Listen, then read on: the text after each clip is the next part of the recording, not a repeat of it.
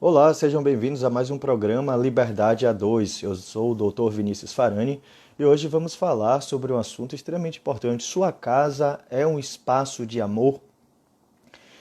Então, hoje o nosso bate-papo a gente vai discutir sobre como tornar esse ambiente da casa um ambiente mais agradável, como é que andam essas relações dentro da casa, o que é que pode ser feito para a gente lidar com o clima emocional de uma casa. Então, esses são alguns dos nossos assuntos de hoje. Então, sejam todos bem-vindos. Então, vamos aguardar agora quem é que vai chegando para o nosso bate-papo, a nossa conversa de toda segunda-feira.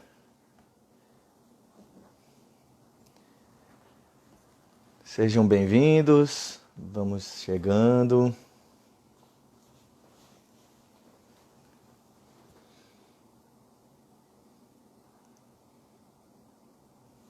Vamos falar sobre a nossa casa, vamos falar sobre as nossas relações. Lembrando, vamos aproveitar já enquanto as pessoas vão chegando, fazendo os nossos avisos, né? As nossas informações de toda semana. Então, toda segunda-feira nós temos o nosso programa Liberdade A2, esse programa que vocês estão chegando agora. Quarta-feira nós temos um encontro com o meu querido Jarbas Serzósimo. Tem um tema super interessante que já está aí selecionado para vocês. Então a gente também vai estar discutindo algumas coisas sobre relacionamentos, uma conversa sempre muito descontraída com aquela figura. Então sempre um bate-papo interessante. E temos o nosso podcast da Dor ao Amor. Então se vocês ainda não ouviram, segue lá. Basta vocês entrarem na nossa plataforma, no Spotify ou no Deezer.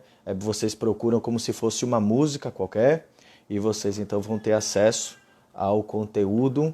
A gente tem tido algumas oscilações de produção do nosso podcast devido a essas mudanças, essas oscilações aí com essa quarentena. A gente vai se adaptando, cada coisa no seu tempo, sem grandes pressas. Então temos sempre conteúdos interessantes, mais um bate-papo importante. Informando que essa quinta-feira eu tenho um curso também, estou lançando meu curso depois de muitos anos. Então, para quem é da área da psicologia, então eu vou estar lançando um curso de 6 horas, né, sobre as questões da clínica. Então, para quem quer se especializar na clínica, então para quem quer encurtar aí a jornada. Então, coisas do qual ao longo de 15 anos de clínica eu vim acumulando informação, coisas que a gente vai se debatendo, que vê aqui que onde errou, que vai aprendendo. Então, depois de 15 anos, vamos agora ter um curso para falar justamente sobre isso, tá? Então, quem tiver aí interesse, fiquem atentos, são pouquíssimas vagas, as vagas já estão também se esgotando.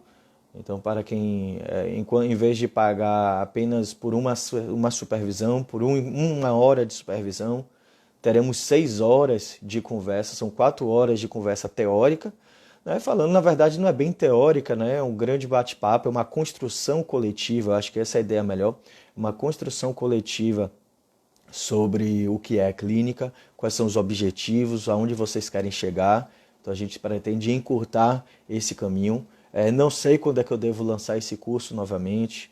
Então, quem tiver interesse aí, dá uma corrida quinta-feira agora. E depois desse bate-papo, eu vou estar ensinando alguns métodos também de trabalho, algumas coisas que a gente demora muitos anos para aprender e pretendo encurtar para vocês. E depois desse bate-papo, temos 2 horas de análise de caso clínico. Então, se vocês têm um caso clínico difícil, alguma coisa que vocês não estão conseguindo resolver, a gente vai aplicar o método para a gente poder, então, discutir. Então, se você está se formando em psicologia, fazendo especialização, está no processo aí, se debatendo no processo terapêutico, então sejam bem-vindos ao curso. Tá? O objetivo e o curso é feito justamente para vocês. Tá? Fora isso, o nosso bate-papo ele é sempre embasado, né, em um dos materiais é este aqui, o meu livro Liberdade A2, Democracia nos Relacionamentos Contemporâneos. Então, baseado na minha dissertação de mestrado, pretendo que em breve eu faça toda uma adaptação para ver se tem mais outro livro aí saindo. Tem algumas coisas que vão ainda sair, mas projetos, alguns para esse ano, outros para ano que vem. Vamos ver aí como é que o mundo se adapta após quarentena. Então vamos lá. Depois de todas essas introduções, né, eu acho que foi tudo mais ou menos falado. Fiquem atentos que sempre tem atividades acontecendo. Na semana passada eu tive uma conversa excelente com o Colégio Antônio Vieira. É uma quantidade enorme de ouvintes. Em breve já tem alguns outros colégios me convidando, então fiquem atentos, ok? Então vamos lá. Então hoje nós vamos falar sobre o ambiente da casa. A casa, as relações dentro dessa casa, elas estão carregadas de amor. Como é que anda o afeto dentro dessa casa? Como é que andam as relações dentro dessa casa?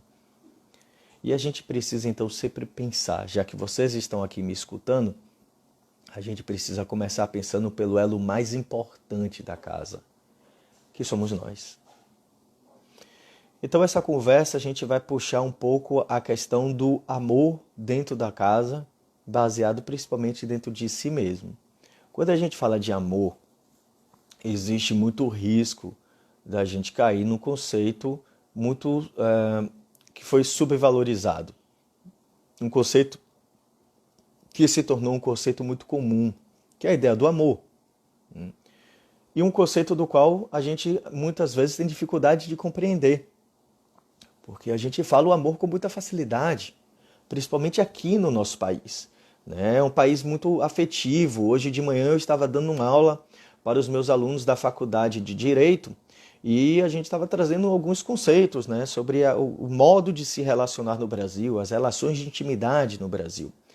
E um dos pontos que Sérgio Buarque de Holanda, o pai do Chico, para quem não conhece, ele escreve um livro interessantíssimo, Raízes do Brasil.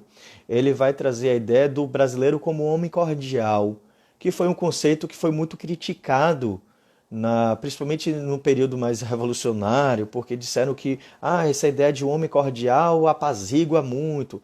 Mas ele deixou claro, muitas pessoas leram Sérgio Buarque, mas leram com muito pouco cuidado. Então tem muitas pessoas que criticam o homem cordial sem entender o que ele quis dizer. Então o homem cordial, que é o homem brasileiro, é o homem que puxa as relações para o afeto. Mas ele deixa bem claro logo nas primeiras páginas do livro que o homem cordial não quer dizer um homem educado ou civilizado. Cordialidade, no sentido de Sérgio Buarque de Holanda, não nos aproxima do sentido de cordialidade. Porque, afinal de contas, nós temos uma população que, apesar da gente por muitos anos divulgar a ideia de que o brasileiro é um povo feliz, brasileiro é um povo muito aberto, é um povo que puxa as relações para a intimidade, nesse ponto o Sérgio Buarque está corretíssimo, porque, inclusive, eu gosto muito do uso do estudo linguístico que ele faz. Ele resgata a ideia do sufixo inho, que a gente sempre está se apoderando das nossas relações. Então, ou seja, sempre toninho, painho, maninha. Para quem é do interior aí, já utiliza nem mais a terminologia inicial, já vai direto para o inho, só utiliza oinho, oinha. Ou seja, são relações de contato, de intimidade. Eu lembro de um professor meu canadense, que ele dizia que o nome dele, quando ele se apresentava todo semestre, ele dizia que o nome dele era Anthony, e virava depois para o brasileiro, mas para os brasileiros, Toninho. E é engraçado que ele ainda puxava o acento, esse Toninho. Por quê? Porque é a forma brasileira de se relacionar. A gente tem esse contato muito forte com o afeto, proximidade. Mas por que isso não quer dizer civilidade? Porque nós estamos um país muito violento. Nós temos um país extremamente agressivo. Então é isso que a gente vai conversar. Como é que eu posso ter uma casa com mais amor se eu convivo com tanta violência? Então eu estava dando aula, por exemplo, no curso do Direito e eu levanto alguns questionamentos. Quando a gente construiu a Lei da Palmada em 2014, foi um caos nacional. Porque as pessoas olhavam e diziam, como é que eu vou conseguir educar o meu filho sem bater nele? Olha só o questionamento. Como é que eu vou educar o meu filho se eu não posso bater nele? Logo, a educação está vinculada diretamente à violência. É a forma de educar. que a gente tem aqui por muito tempo no nosso país. Então, nós temos um país que mata negros absurdamente, nós temos um país que mata gays, que mata transexual, nós temos um país extremamente violento. Então, agora, né, na primeira live, para quem assistiu, se não, corre lá, vai lá no YouTube, checa. A nossa primeira live aqui no nosso programa, né, Liberdade A2, foi justamente sobre violência doméstica. Estamos parando no período do qual a gente está falando sobre as violências sexuais, inclusive contra as crianças. Então, nós temos aspectos muito brutais no nosso país. Então, apesar da gente vender uma imagem de muita educação, o brasileiro precisa enfrentar algumas questões culturais que são graves. Então a gente vai ter que enfrentar a nossa cultura do ódio. Né? Hoje em dia a gente fala da bancada do ódio, né? Que dentro de uma esfera política. Mas ela não é novidade. Nunca foi novidade. Todos nós sabemos disso. Né? Não existe muita novidade na nossa política brasileira. Né? Então a gente muda alguns caciques, né? Mas a novidade é muito difícil, então a gente ainda tem um processo muito vinculado à violência. Quando a gente utiliza a palavra opressão, as pessoas adoram. Quando a gente vai falar de que num debate uma pessoa massacrou o outro. Então a gente precisa escutar essas vozes. Porque a gente precisa saber o que é que a gente fala. E aí vem uma pergunta fundamental. O seu pensamento é um pensamento que agrega ou é um pensamento que afasta as pessoas? O seu pensamento é um pensamento que, independente do seu conceito, é muito interessante. Tem um Luigi Zoya, que foi presidente do Instituto Internacional Jungiano. Ele tem um livro que é Culture and Violence. Eu não sei se tem em português ele. E ele vai falar justamente sobre como nós matamos com Deus, sem Deus e em nome de Deus. Então a gente inventa desculpa qualquer para a gente exercer a nossa violência. E é muito interessante que para algumas pessoas Deus é amor, mas não é aquele amor que eu não gosto. Não é o amor do outro. A gente tá em 2020 e eu sou psicólogo e a gente tem que lidar com o fato de que tem psicólogos que trabalham em prol da cura gay, como se a gente patologiza os outros, a gente patologiza as experiências amorosas do outro. E a gente vai inverter já, que a gente vai começar a entender por que isso acontece. Então, recentemente eu estava assistindo uma roda de terapia chamada terapia comunitária, que é uma coisa lindíssima. A terapia comunitária foi construída por Adalberto Barreto, psiquiatra cearense. O irmão abandonou tudo e foi morar na favela para cuidar das pessoas da favela. E ele convidou Adalberto Barreto, que estava terminando o doutorado dele na Suíça, e aí convidou e falou, estamos precisando de ajuda aqui. E aí Adalberto então desenvolveu a única teoria psicológica exclusivamente brasileira, que é a terapia comunitária. E Adalberto Barreto faz um trabalho belíssimo de resgate da cultura, o resgate da sua autoestima. E para você resgatar a sua autoestima, que é justamente sobre isso que a gente vai falar hoje, a gente precisa resgatar a nossa cultura. A gente precisa resgatar as nossas origens interiores. E ele então tem feito um trabalho com os índios. Então tem um índio que acompanha ele nas rodas, que faz o trabalho com a roda. Ele já faz trabalho com os grupos indígenas há muito tempo, inclusive porque lá em Fortaleza tem muitos. E começou a ter uma invasão na terapia comunitária de pessoas que entravam xingando, botando pornografia, interrompendo o processo terapêutico, porque ele estava falando sobre o índio. E aí veio toda uma onda de ódio na nossa cultura. Nós odiamos o outro. A gente que passou tanto tempo dizendo que Brasil é um lugar de felicidade, a gente escondeu as nossas mazelas. Então a gente tem uma raiva muito profunda no nosso coração. E a gente não vai conseguir ter uma casa mais afetiva se eu não enfrentar isso. Eu jamais terei uma casa afetuosa se eu não consigo lidar com os meus próprios ódios. Porque em algum momento eu vou explodir. Em algum momento eu vou rejeitar. Aí de repente eu tenho um filho que se desperta a um afetivo, que descobre estar amando uma outra pessoa, e aí eu viro para essa pessoa e digo que em nome de Deus ele está errado e que preferia ter um filho ladrão do que um filho gay. E aí a gente questiona de qual Deus ele está falando. De que pessoa é essa que está sendo dita?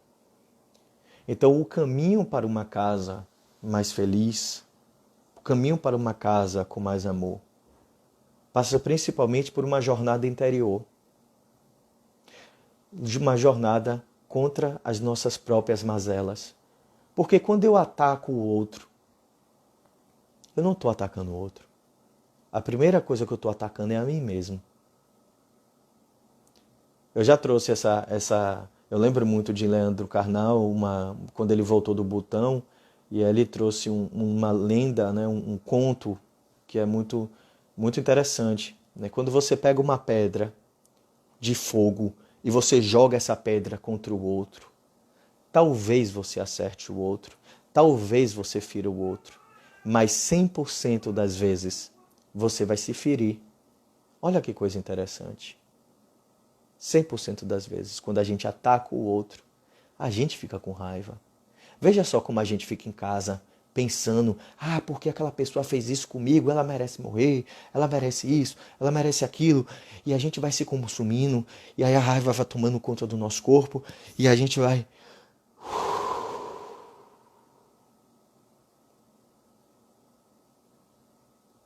Não existe guerra contra a paz. Ou melhor, não existe guerra pela paz. Contra a paz tem muitas. Né? A gente tem uma ideia de que eu preciso guerrear para chegar à paz. Não, se você guerrear, você vai ter guerra. O meu querido Jarbas acabou de entrar aí, meu querido. Quarta-feira estou aí com ele, batendo um papo imenso. Uma pessoa que tem tanto amor, tanto carinho. Né? Jarbas é uma figura espetacular. Ele tem uma forma de receber o outro que é muito cativante. Então a questão é justamente essa. Qual é a sua reação perante o outro? Qual é a sua forma de lidar com os outros? A gente exige muito o amor do outro. Porque meu pai não me deu amor, porque minha mãe não me deu amor, porque meu filho não me dá amor, porque ninguém me dá amor. Aí vem uma pergunta. Você se ama? Você se dá amor? Vamos refletir um pouco sobre isso. Qual é o seu caminho para o coração? O que quer dizer você se dar amor? Você se dar amor implica o fato de que você precisa cuidar de você mesmo. Você se dar amor parte de um processo de você amar mais, de você investir tempo, de você lidar principalmente, primeiro, com as suas dificuldades, lidar com aquilo que te dói. E aí vem um ponto fundamental para a gente entrar nesse conceito de poder amar mais, que é se aceitar. Você se perdoa? Vamos entender o perdão. O perdão é muito mal compreendido. Na verdade, todas as nossas emoções elas são muito mal compreendidas. Na verdade, demora muitos anos até a gente começar a entender muitas dessas reações. Então, muitas vezes a gente ouve as pessoas falando, a gente tem que perdoar, tem que perdoar, tem que perdoar, tem que esquecer. E a gente não entende muito bem, porque a gente não esquece, porque a gente fica com aquela mágoa de meu pai que eu não consigo perdoar nunca, aquela mágoa e tal. Toda vez que a gente precisa lidar com a mágoa, a gente sempre lida com algo que é idealizado. Começa por aí, primeira dica. Então, quando eu idealizo demais alguém, eu quero que meu filho seja perfeito, eu quero que meu pai seja perfeito. E é muito interessante isso, porque quando eu pergunto isso no consultório, e todos nós queremos ser a pessoa mais perfeita do mundo, aí eu pergunto, mas por que tanta mágoa de seu pai ou sua mãe? Será que você vê eles como uma pessoa idealizada? Não, jamais, jamais. Eu sou uma pessoa desenvolvida, eu já fiz terapia por muitos anos. Mas vamos então entender. Por que tanto rancor? dos seus pais. Ah, porque eles não fizeram isso, porque eles não fizeram aquilo, porque eles não fizeram aquilo outro. Então você está me dizendo que eles deveriam ter sido perfeitos. Que eles deveriam ter lidado com você da forma como você desejava. E aí você cria essa expectativa, porque é óbvio que a criança quer. A criança quer ser amada, a criança quer ser desejada. É muito difícil quando a gente está num ambiente do qual as pessoas não tocam na gente. Quando a gente espera, tem muito adulto que fala rancoroso, com muito rancor. Ah, porque eu queria que eles me amassem. Eles deveriam me amar. Deveriam sim, eu também concordo, deveriam. Mas eles deram o que era possível. Eu recentemente estava acompanhando uma pessoa que um dos familiares apresentava um claro transtorno esquizofrênico. Né? Então, de vez em quando, dá uma surtada. O esquizofrênico ele tem uma tendência de ser uma pessoa que ele apresenta um embaltamento afetivo. Então, eles têm um distanciamento social que é típico do esquizofrênico. No surto, isso explode, né? No surto, isso vai ao ápice. Mas na vida cotidiana, eles não são aquelas pessoas mais afetuosas do mundo. E a pessoa tinha um rancor. E aí então vai o trabalho da gente entender o lado humano do outro, as limitações do outro. Eu só vou conseguir amar mais as pessoas quando eu aceitar as limitações. Então esse é um ponto. Esse é um dos pontos mais difíceis. Como a querida Elaine acabou de trazer, deram o que tinham para dar. A gente só dá o que a gente pode. Se eu tenho um pai que tem um embotamento afetivo, ele não vai poder me dar todo o amor que eu gostaria, porque ele não vai conseguir. Se eu tenho um familiar com transtorno borderline, bipolaridade, ele vai oscilar, o bipolar principalmente. Ele vai oscilar, um dia ele vai me amar demais, no outro dia ele vai me odiar, vai me rejeitar. E isso não necessariamente tem a ver comigo, é dele. É o que eles têm capacidade de me dar. Então, quando a gente começa a entender, e eu demorei muitos anos para entender isso. Uma coisa é a gente ler nos livros, a outra coisa é a gente praticar na vida. Eu demorei muitos anos para entender isso. Eu brigo ainda com muita força, sangue quente, latino. Né? E aí, quando a pessoa está falando, é um absurdo o que você está dizendo. E o que foi que eu entendi depois de muitos anos? Que por mais absurdo que seja o outro, é o outro. E isso é muito difícil da gente aprender. Ah, então a gente tem que aceitar tudo? Não, a partir daí a gente começa a escolher o que é que nós vamos fazer com isso. Porque enquanto a gente ficar esperando que o outro reaja da forma como eu gostaria, isso não vai dar certo. Então eu preciso reportar o outro. Eu preciso comunicar o outro. E aí a gente precisa abrir esse canal de diálogo. Mas entender no limite de que talvez naquele momento o outro ainda não esteja preparado para entender ou que não queira por qualquer motivo. Então, quando eu vou lidar com essa questão dos caminhos do coração, os caminhos para uma casa mais feliz, para um ambiente mais agradável, em vez da gente ficar agora, vamos inverter agora a moeda, né? Em vez de a gente ficar falando tanto das questões do rancor, da raiva, de todas essas coisas que a gente precisa falar, que a gente precisa enfrentar, vamos então mudar agora um pouco o foco. E o que é que a gente tem feito para que esse ambiente seja mais agradável? O que é que a gente tem feito para que esse ambiente seja mais acolhedor? E aí vem um ponto importantíssimo. Tem um livro que eu gosto muito, do James Hillman, chamado O Código do Ser, que ele vai trazer a ideia da vocação pessoal. Uma das coisas que mais nos torna revoltados, rancorosos, é quando a gente não consegue se realizar. E na nossa cultura isso é muito forte. A gente não quer que o outro se realize. A gente quer que o outro faça aquilo que eu quero. Então muitos pais correm esse risco. Inclusive tem muitos pais aí que estou vendo aqui, então fiquem atentos. Porque é discretamente que a gente vai abafando o que os nossos filhos gostam, o que os nossos filhos querem. A gente vai abafando a voz dessas crianças. Porque é tudo besteira, porque é bobagem. Então, em vez da gente valorizar a voz do outro, a gente menospreza. Não esqueçam o que foi que eu falei lá no começo da live, 2014, Lei da Palmada. Os pais brigaram. Porque os pais disseram, como é que eu vou educar meu filho sem bater? Porque a gente não consegue pensar em educação que não seja baseado na violência. Então, para a gente criar um ambiente mais agradável dentro dessa casa, a gente vai ter que então pensar na questão mais óbvia. Vocês valorizam o que o outro quer? Vocês valorizam a forma do outro? Ou vocês passam a vida toda brigando para que o outro seja da forma como você gostaria? A gente até fala, a pessoa vem aqui toda empolgada, pô, eu consegui fazer isso, consegui fazer aquilo. Aí a gente não dá ouvido. Que coisa chata. Não tem importância. Eu odiava uma expressão canadense. Tinha uma expressão canadense que eu odiava de todas as formas. Eles olham pra você, você começa a contar uma história, eles olham pra sua cara e dizem good for you. Quer dizer, bom pra você. É um desdém tão grande, né? Porque você tá ali contando uma história, tal, não sei o que lá, eles good for you. Tipo, não me toca, não me interessa. E isso é uma coisa muito típica do norte da América e até na Europa também. Ninguém se intromete na vida do outro, o que é uma coisa muito importante, né? Então cada um meio que segue a sua vida, né? Então se você está usando a roupa mais curta possível, a roupa mais estranha possível, ninguém liga. Então siga seu caminho, então você pode seguir a sua forma. Eu acho muito legal isso.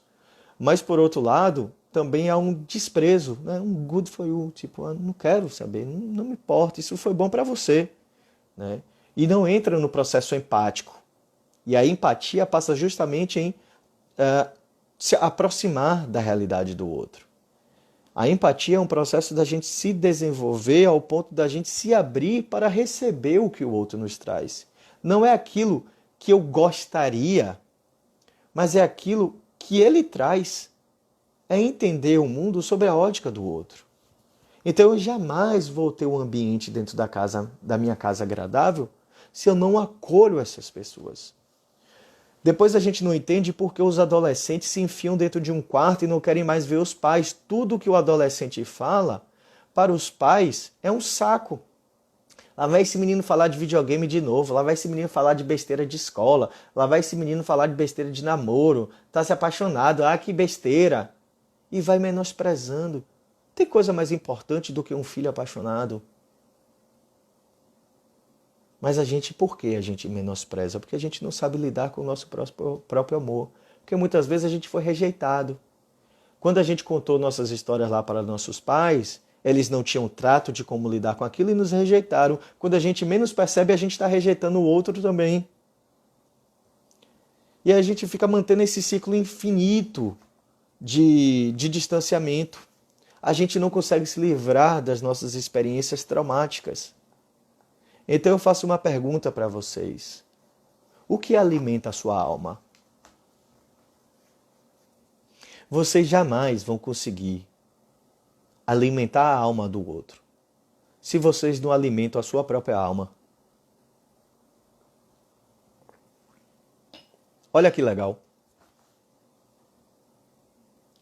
Vocês jamais vão alimentar a vida do outro, a alma do outro, se vocês não alimentam a própria alma. Como é que a gente alimenta a própria alma?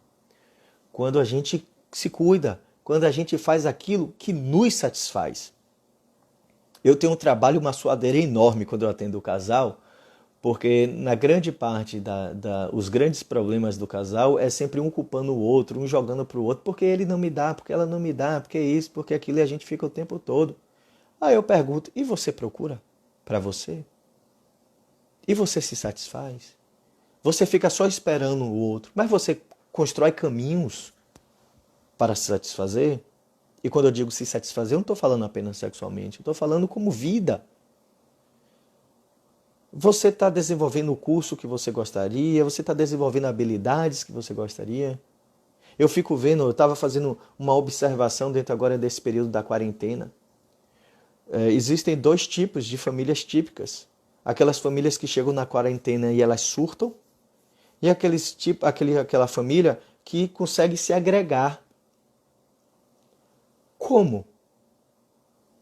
Por que isso acontece? Porque quando tem uma crise, uma família consegue se reunir e outras se despedaçam de vez. O que é que acontece? Quais são as práticas E uma das práticas é justamente a expectativa. Ah, porque você não faz isso? Porque não faz? Eu trabalho tanto isso com os pais. Fica criticando. Ah, o menino deixa a toalha na cama, ele deixa a porta do guarda-roupa aberto, ele deixa isso. Como se isso fosse uma coisa tão importante. Lógico que é, lógico que a casa tem que estar organizada, mas ele está no quarto dele. Quando eu chego na casa de alguém que tem criança, se a casa estiver organizada demais, eu me preocupo. Psicólogo é um bicho estranho, né? Se a casa estiver organizada demais, eu me preocupo. Como é que você vai ter uma casa com criança que não vai ter coisas espalhadas pela casa? Lógico que quando vai chegar a visita, a gente dá aquela corrida, né? Eita, organiza, limpa aí as coisas, bota no lugar e tal, beleza. Mas o espaço da criança precisa ser bagunçado, precisa ser criativo, precisa ter vida. Aí os pais ficam com vergonha porque a criança pintou a parede. Não tem que ter vergonha. Lógico que é um problema. Pô, você gastou dinheiro, pintou ali, tá? Mas você tem um filho que está ativo, que está exercendo a criatividade dele. Então, se você olha para tudo que o outro faz como um problema, você não está trazendo afeto para essa casa. E aí quando essas mães chegam, ah, meu filho deixa as coisas espalhadas, meu filho faz isso, meu filho faz aquilo, reclama, reclama, reclama, o clima vai ficando tenso e quanto mais fala, mais reclamação vem. Aí eu, em algum momento, quando a pessoa consegue respirar, eu dou um corte, aí eu falo, e o que é que tem de bom o seu filho? Aí a pessoa para, assim, do tipo, nunca parei para pensar sobre isso. Aí demora um tempo até a coisa se organizando, a emoção baixar, para depois vir um pensamento. Porque quando a gente entra no ciclo do ódio, a gente vai queixa, queixa, queixa, queixa, queixa, queixa, e tudo se volta como queixa. E aí eu dou um corte. O que é que tem de ser filho de bom? Aí a pessoa precisa então exercitar essa outra partícula que a gente pouco exercita. O que é que o outro tem de bom? Por que você está nessa relação?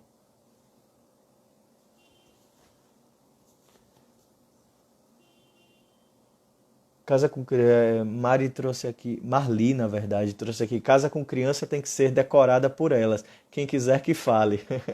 Lógico que a gente tem que estabelecer certos limites nessa relação.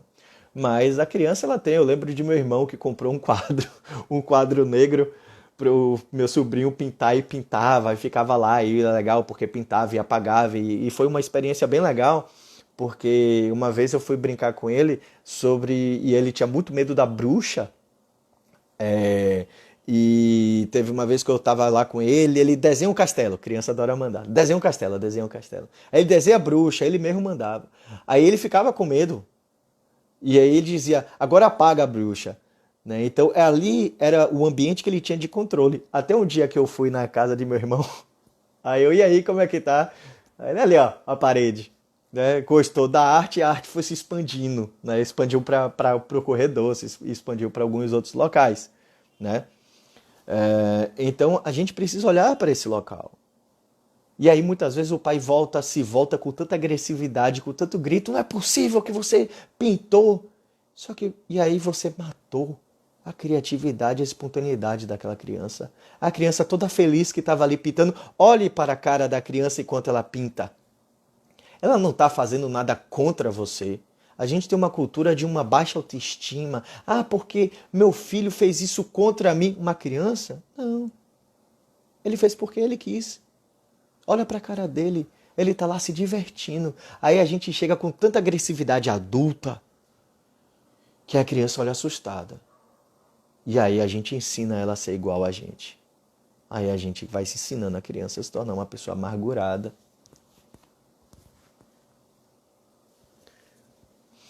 E a gente usa a amargura de todas as formas. A gente usa muitas vezes o diabo, o pobre coitado. Quantas vezes o diabo não é usado dentro da família, né? Ah, esse menino tá com o diabo no corpo. Ah, porque essa casa tá com... A gente precisa chamar um padre para benzer. E em vez de chamar um padre, a gente deveria ir fazer terapia. Para a gente descobrir qual é esse diabo que está aí dentro. O que é que está acontecendo nessas relações? Então a gente precisa cuidar. A gente precisa olhar para si. Ah, meu filho tá isso, minha filha tá aquilo. Aí a pergunta é, e você está contribuindo com isso? Você está criando esse ambiente como um ambiente agradável para que as pessoas se sintam acolhidas, se sintam pertencidas, que as pessoas queiram estar ali com você? E a gente usa tudo. Religião, gente, eu fico tão impressionado como a gente usa a religião de uma forma errada, né? Ah, porque meu filho não quer ir para a igreja e eu obrigo ele para ir para a igreja. E você vai fazer com que a igreja seja um ambiente de amor para ele? Ele nunca mais vai querer ir para a igreja. Na primeira oportunidade que ele puder de não frequentar mais aquele ambiente opressor para ele, ele não vai voltar nunca mais. Então, se você acha, por exemplo, que a sua religião é uma coisa importante, você não tem que obrigar o outro a isso. Você apresente o porquê é importante para você. Talvez seja importante para o outro, mas talvez também não seja. Ah, porque o problema do meu casamento é porque meu marido ou minha esposa é de uma outra religião. Mas por que é o problema? Todas as religiões que eu conheço trabalham com o conceito de aceitar o outro. E por que você não consegue aceitar que ele tem uma religião diferente? Por que você não consegue aceitar que por detrás de vários deuses a gente quer as mesmas coisas? Quantos ateus eu não conheço que são muito mais espiritualizados do que pessoas que frequentam a igreja todos os dias? Então, o caminho para o coração não são as coisas externas, não são as passeatas, os gritos que a gente faz, ou o quanto a gente mostra para os outros, o quanto podemos amar, porque eu fiz isso, porque eu fiz aquilo, porque eu dei uma esmola e aí tirei um selfie que eu dei uma esmola para poder mostrar para todas as pessoas que eu sou uma pessoa do bem. Né? Nós temos uma cultura aí da família de bem. Eu nunca soube o que é uma família de bem. O que é uma família de bem? Porque se existe uma família de bem, existe uma família de mal. E eu sei que cada família tem os seus desafios. Porque aquela família muito bonitinha na foto também carrega muita mazela, porque carrega muito abandono. Famílias muito conservadoras tendem a ser famílias que têm os relacionamentos mais difíceis. Porque não se escuta. Eu não aceito o outro. Se o outro faz o que eu quero, tá certo. Né? Para quem eu quando dou aula na pós-graduação de psicopedagogia, que o meu tema é família, eu faço alguns comparativos sobre modos de família, e uma daquelas é da família do Titãs, né? Aquela música Família, Família, Papai, nananana. E tem um momento da música que eu acho muito interessante, que ele vai dizer da filha. Que a filha, quando ela, se alguém souber a letra aí, traz aí, por favor. Mas a questão da filha, quando a filha ela não faz aquilo que os pais querem, ela vai ter que sair de casa. É a mesma coisa que acontece com Rita Lee, que escreveu Ovelha Negra. É o mesmo processo. A família funciona enquanto todo mundo faz aquilo que o patriarca quer. Aí na hora que uma pessoa não quer mais, ou a matriarca também, né? Porque tem muitas mulheres autoritárias também. E aí quando a pessoa não faz, então você não combina mais nessa casa. Tá na hora de, como diz Rita Lee, está na hora de você partir, né? Tá na hora de você ir, tá na hora de você partir. Porque não há acolhimento, não há proximidade, não há afeto, há distanciamento. Você não faz o que eu quero. Então, a jornada para a gente modificar essa chave, para a gente conseguir ter um ambiente relacional melhor, parte muito sobre o respeito à vocação do outro. Eu estou muito impressionado aí, muitos de vocês talvez também estejam, né, com essa coisa aí do Luciano Huck, com esses meninos superdotados, né, esses pequenos gênios. E o mais legal que é bem o que a psicologia junguiana sempre falou. A gente não é fruto apenas dos nossos pais. Nós temos uma personalidade que veio com a gente, nós temos aspectos que vieram com a gente, isso é inegável. Porque quando a gente pega para ver esses meninos, muitos desses meninos que têm uma capacidade intelectual avançadíssima, muitos pais trabalham com limpeza, trabalham como cabeleireiros. E aí a gente tem duas hipóteses, né? Ou não foram valorizados e poderiam ter tido a mesma possibilidade, ou simplesmente não. A criança ela vem com potencial além. E aí os pais pagaram para ver, né? Incentivaram, e aí os meninos vão longe. E aí eu pergunto, quantos de nós não poderíamos ter dado muito bem em uma área XYZ, mas a gente não pôde porque isso não ia dar dinheiro pra gente? E a gente vai negando as nossas vocações, a gente vai negando. Muito casal fala, porque agora eu sou pai, sou mãe. Falo, sim, mas desde quando ser pai ou mãe te tira o direito de você curtir sua vida? Desde quando você ser pai e mãe te tira o direito de ser casal? A gente consegue ser casal mesmo tendo filhos. A gente pode ter nossa vida, a gente tem o direito de fazer uma academia, dar uma passeada, sair de vez em quando, fazer uma coisa ou outra. Lógico que adaptando, a gente vai adaptando a nossa rotina, a gente vai adaptando a nossa realidade. Então, para a gente encontrar o caminho do amor dentro de uma casa, a gente vai ter que encontrar o caminho do amor dentro da gente. A gente vai ter que resgatar isso dentro da gente. A gente vai ter que pensar o que é que eu posso fazer para eu me amar mais. Qual é a minha vocação? Quando eu digo vocação, o que é que eu gostaria de realizar? Pô, eu sempre quis fazer aquele curso. Ok. O que é que você está esperando? Ah, eu estou esperando a autorização do outro.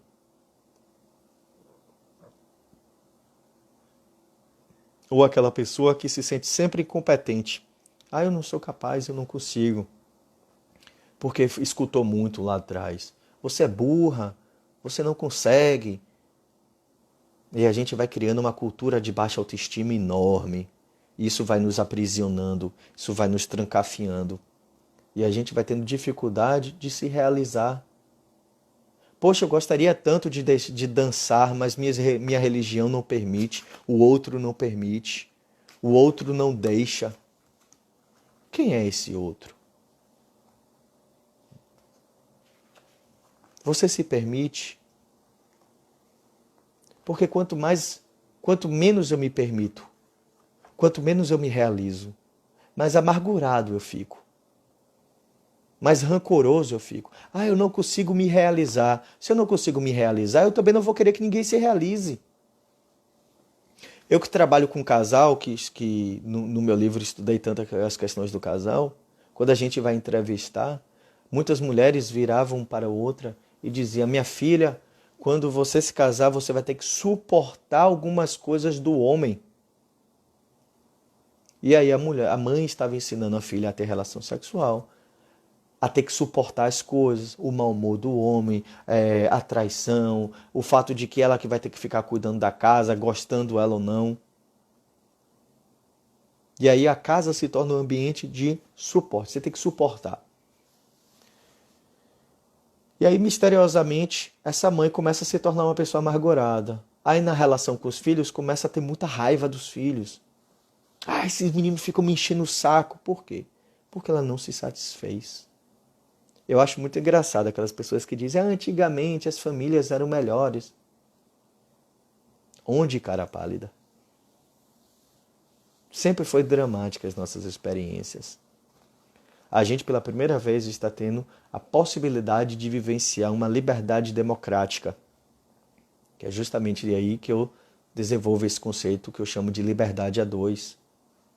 A ideia de que todos nós hoje temos a possibilidade, a gente não está mais com o outro por obrigatoriedade, mas por laços afetivos, por escolhas.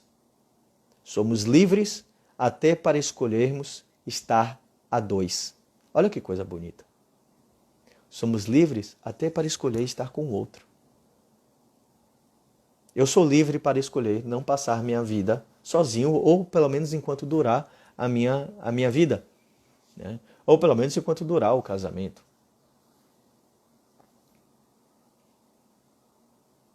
Então a gente precisa exercitar esse movimento. Eu só vou conseguir exercitar a minha experiência afetiva com o outro quando eu consigo exercitar essa experiência afetiva comigo mesmo. Quando eu consigo entrar em contato com as coisas que eu gostaria de realizar, com as coisas que eu quero realizar profundamente em mim. E aí eu deixo o outro pronto para poder exercitar o outro também. Quando eu estou feliz, quando eu estou confortável, eu vejo alguém se divertindo, eu olho e falo, pô, olha pra lá, velho, que massa. Olha que massa, véio, que joia. Supimpa. Olha que experiência legal que o outro tá tendo. Agora, quando eu tô amargurado, o outro tá fazendo alguma coisa, tá se divertindo. Ah, sai daí, diabo! Aqui na Bahia, então, hein? Povo forte, povo que briga, que xinga, que grita. Dá logo um chilique, dá logo 2 tapas. Porque a gente tá muito amargurado, porque a gente tá muito cansado, porque a gente tá muito maltratado. Então a gente precisa cuidar da gente, a gente precisa encontrar o nosso coração para a gente poder encontrar o coração do outro. Isso parece tão piegas, né? Isso parece tão autoajuda. Mas quando a gente entende isso profundamente, a gente começa a entender as coisas com mais profundidade. A gente começa a perceber de que definitivamente eu só vou estar aberto para escutar o outro se eu me escuto. Muitas vezes o outro está falando, a gente já está falando por cima, já está gritando, já está agitado. E por que a gente faz isso? Porque a gente está inseguro, porque a gente quer falar, porque a gente acha que não vai ser ouvido. E a gente precisa falar mais alto. Aqui na Bahia que todo mundo fala gritando. Por que a gente fala gritando? Por que na Bahia a gente fala tão alto? Eu mesmo tenho um tom de voz altíssimo. Por que a gente fala tão alto? Porque a gente se sente não escutado. E a gente quer falar para garantir que alguém vai escutar. A gente vai falando mais alto e vai gritando, aí o outro começa a falar, aí vai partindo. Daqui a pouco ninguém não está nem se entendendo, está todo mundo falando, mas ninguém está se escutando. Porque a gente não se sente escutado.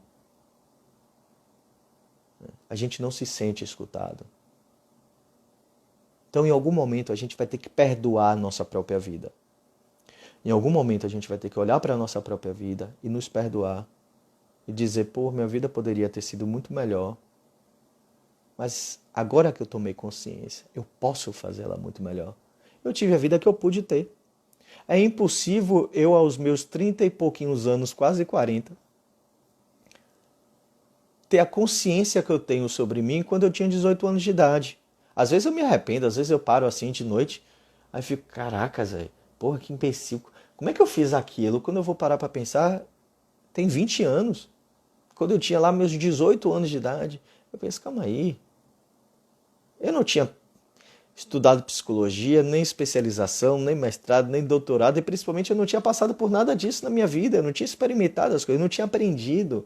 Então eu fiz o que me cabia naquela época. Aí quando eu penso sobre isso, aí eu viro a chave. Como é virar a chave? E como é que eu posso então fazer para que minha vida seja melhor do que aquilo? Olha que sacada. Aí a gente vira a chave. Quando eu penso, o que é que eu posso fazer hoje para que minha vida seja ainda melhor daqui para frente? Se vocês passarem a vida questionando por que ela não foi perfeita, vocês vão ficar muito cansados. Porque vocês vão ficar achando pelo em ovo. Ah, por que aquilo? Por que naquele dia? Por quê? Por quê? Por quê? Por quê? Por quê? Por quê? Tarefa da semana. Então deixo para vocês pensarem o que é que vocês vão fazer daqui para frente. Como vocês vão fazer a vida de vocês mais feliz daqui para frente. Como vocês podem fazer com que esse ambiente da casa se torne um ambiente ainda mais confortável para vocês. Então ficamos hoje por aqui. Um prazer estar aqui, esse bate-papo do nosso programa de toda segunda-feira, Liberdade a 2. Lembrando que toda quarta-feira Estou aí com o meu querido Jarbas Serzósimo. A gente tem um tema interessantíssimo. Fiquem ligados, já já a gente vai estar divulgando. E quinta-feira, para quem é da área da psicologia aí, que está querendo desenvolver a clínica, que está querendo avançar no processo clínico, saber como é que se organiza uma clínica, como é que a gente administra, como é que a gente pode coordenar, quais são os nossos projetos, quais são os nossos objetivos. E além disso, eu vou estar ensinando alguns macetes metodológicos também. Então, para quem é aí da psicologia, que está fazendo especialização, fiquem ligados. As vagas já estão esgotando, então quem quiser aí dar uma corrida, vê lá no link, no teu telefone aí no cartaz de divulgação, e aí vocês podem estar entrando em contato, vendo o que é melhor para vocês. Lembrando que temos o podcast da Dor ao Amor no Spotify, no Deezer. E para quem quiser, então, também fazendo aqui um jabá, tem o meu querido livro Liberdade a Dois, Democracia nos Relacionamentos Contemporâneos, que é bem essa ideologia que eu trago para vocês, essa ideia de liberdade a dois, de democracia, de relação, de conflito, superação, porque é assim que a vida funciona. Não fiquem esperando que vocês vão ouvir uma palestra e vão sair felizes da vida e que está tudo maravilhoso. Não, a vida é enfrentamento, diversão, e aí com o tempo vocês aprendem a enfrentar a vida divertindo, tá? Mesmo na raiva, de vez em quando aí você para, dá uma risada, pô, de novo esse problema, ok? Trazendo leveza para a vida.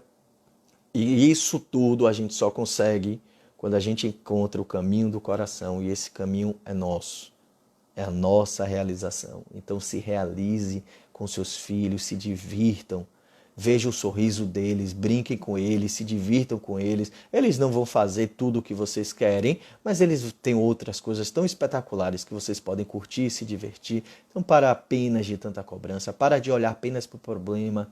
Quando eu olho só para a queixa, quando eu passo minha vida só reclamando, é porque eu estou olhando só para a queixa e eu não vou encontrar amor na queixa. Eu vou encontrar amor na construção, no próprio amor, em novos projetos. Ok? Então, beijos no coração de todos. Façam por ter uma boa semana. E a gente se vê na nossa próxima segunda-feira. Abraço.